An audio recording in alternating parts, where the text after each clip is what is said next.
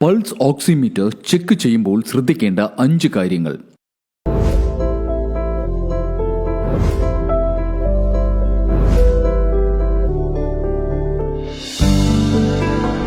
Ethnic health code in public interest.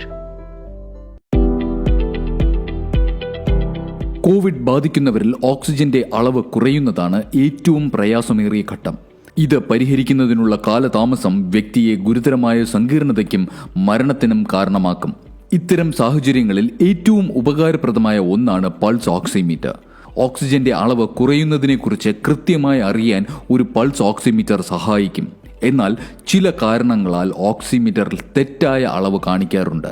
അതുകൊണ്ട് തന്നെ ഇവ പ്രവർത്തിക്കുമ്പോൾ ശ്രദ്ധിക്കേണ്ട 5 കാര്യങ്ങളെപ്പറ്റി അറിഞ്ഞിരിക്കാം. ഒരു പൾസ് ഓക്സിമീറ്റർ വീട്ടിൽ സൂക്ഷിക്കുന്നത് നിങ്ങളുടെ ശരീരത്തിലെ ഓക്സിജന്റെ അളവ് പതിവായി നിരീക്ഷിക്കുന്നതിന് വളരെ അധികം സഹായകരമാണ്.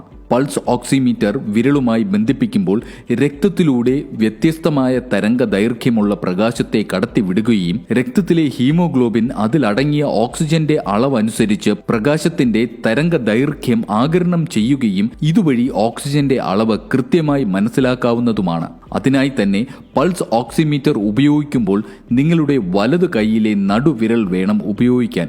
മാത്രമല്ല, സാച്ചുറേഷൻ ഓക്സിജൻ നില നിശ്ചിത നിലവാരത്തിന് അഥവാ 94 താഴെയാണെന്ന് കണ്ടാൽ ഉറപ്പായും ആശുപത്രിയിൽ പോകേണ്ടതുണ്ട്. ഇനി ശ്രദ്ധിക്കേണ്ട കാര്യങ്ങൾ. 1. നെയിൽ പോളിഷ് പോലുള്ള വസ്തുക്കൾ കയ്യിൽ ഇട്ടുകൊണ്ട് യാതൊരു കാരണവശാലും ഓക്സിമീറ്റർ ഉപയോഗിക്കരുത്. ഇത് തെറ്റായ റീഡിങ്ങിന് കാരണമാകും. 2. 5 മിനിറ്റെങ്കിലും വിശ്രമിച്ചതിനു ശേഷമേ ഇവ പ്രവർത്തിക്കാവൂ.